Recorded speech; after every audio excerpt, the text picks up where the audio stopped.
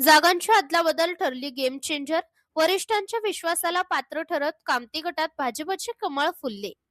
जिल्हा परिषद आणि पंचायत समिती निवडणुकीनंतरही मोहोळ तालुक्यातील कामती गटातील राजकीय समीकरणांची चर्चा अजूनही रंगत असून जागांची करण्यात आलेली रणनीतिक अदलाबदल भाजपसाठी निर्णायक ठरल्याचे चित्र स्पष्ट झाले आहे. वरिष्ठ नेत्यांच्या नियोजनावर शिक्कामोर्तब करत युवा कार्यकर्ते अक्षय खताळ आणि अंकुश अवताडे यांनी मतदारसंघात प्रभावी नियोजन राबवत पक्षाचा विजय निश्चित केला.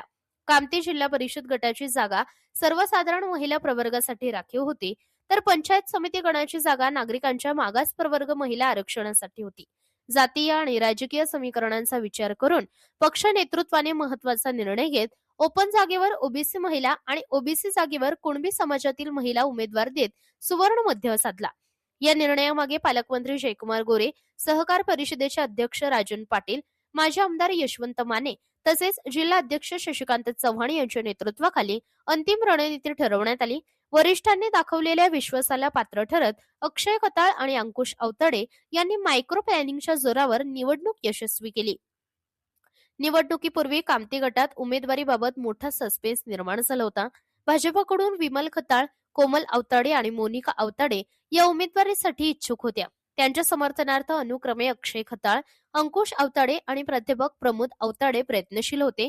अक्षय खताळ यांचे वडील स्वर्गीय तानाजी खताळ यांनी याच मतदारसंघातून जिल्हा परिषदेचे प्रतिनिधित्व केले होते. त्यानंतर त्यांच्या निधनानंतर राजकीय समीकरणात बदल झाला असला तरी दिल्याप्रमाणे शब्दाप्रमाणे पक्ष नेतृत्वाने खताळ कुटुंबाला संधी दिल्याचे दिसून आले.